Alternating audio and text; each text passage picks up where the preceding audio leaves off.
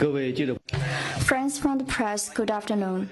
Welcome to today's regular press conference. The floor is open to questions.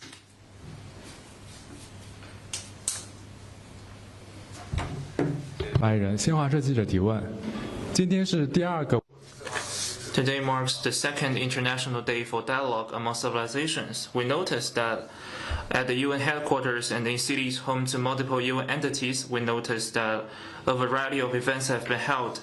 China Institute of International Studies also released a report on dialogue among civilizations. Can you share more details?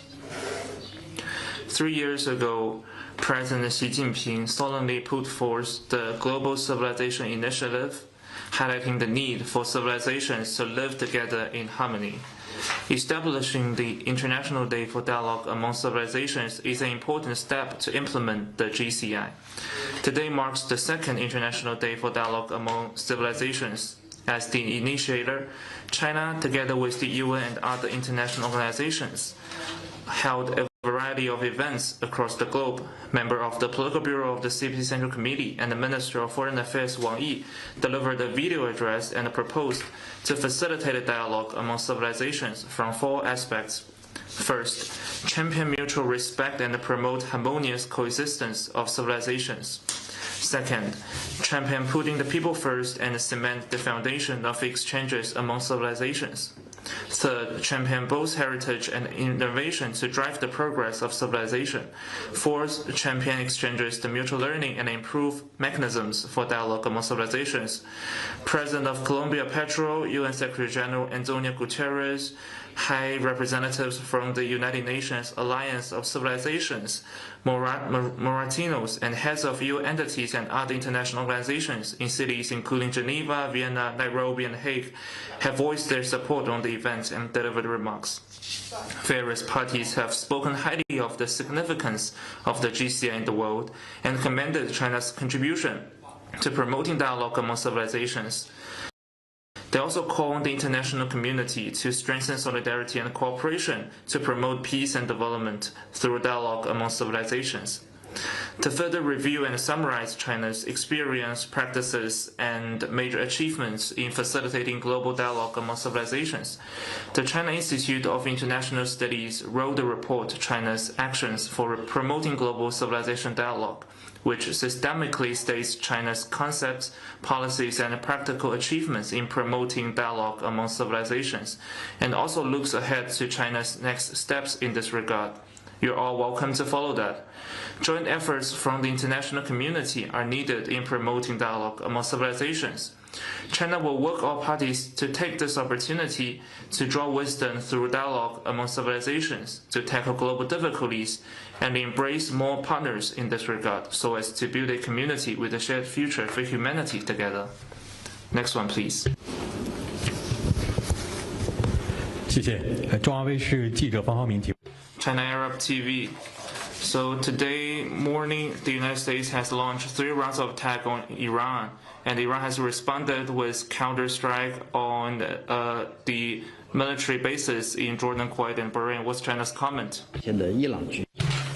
China is deeply concerned over the latest developments regarding Iran. Relevant parties need to remain calm, exercise restraint, stop exacerbating confrontation and escalating tensions, take concrete actions to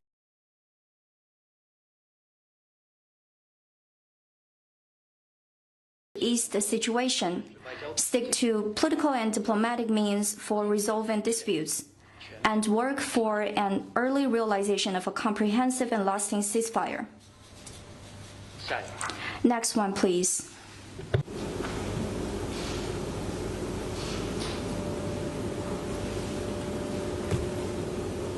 谢谢发言人。香港东平社记者提问：据报道，9日日本自。 According to reports, Japan's Liberal Democratic Party adopted a draft proposal on revising the country's 3 key security documents at its General Council yesterday. The draft, citing security situation in Japan's neighborhood, including China's military buildup and NATO's 3.5% GDP defense spending benchmark, highlights the need for significant increases in defense budget.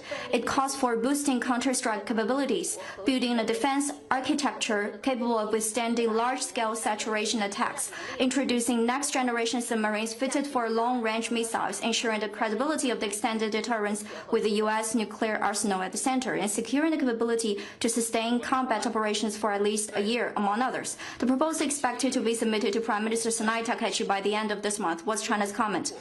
The draft proposal adds to existing evidence that exposes some Japanese forces' attempts to seek remilitarization, break free from post-war norms, and accelerate military buildup. The international community, China included, is deeply concerned and vigilant about these developments.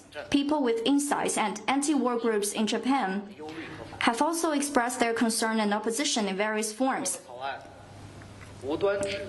Japan's draft, by wantonly criticizing and smearing China's normal military activities and hyping up tensions surrounding Japan, the proposal seeks to deceive the Japanese public and the international community and justify the need to speed up remilitarization at home.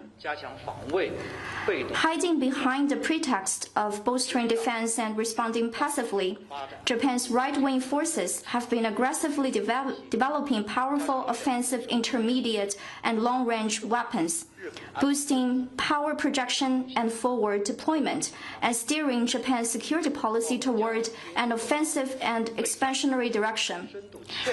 They seek to embed military expansion and war preparedness into national institutions, economic infrastructure, and public opinion, chip away at the constraints imposed by Japan's constitution, international law, and domestic legislation, renounce their obligations under international law, and challenge the post-war international order. This trajectory is becoming more pronounced and posing a real danger. The international community needs to stay highly vigilant and nip it in the bud.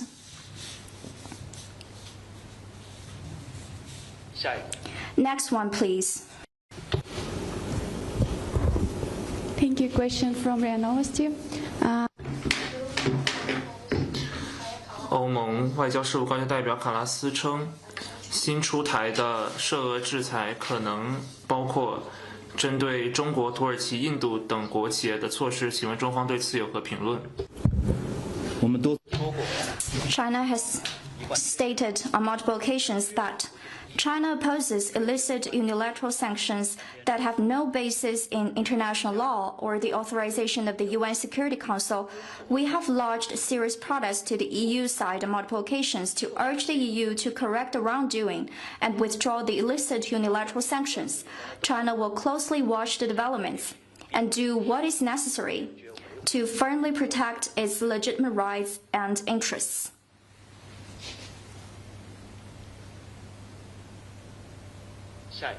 Next one, please.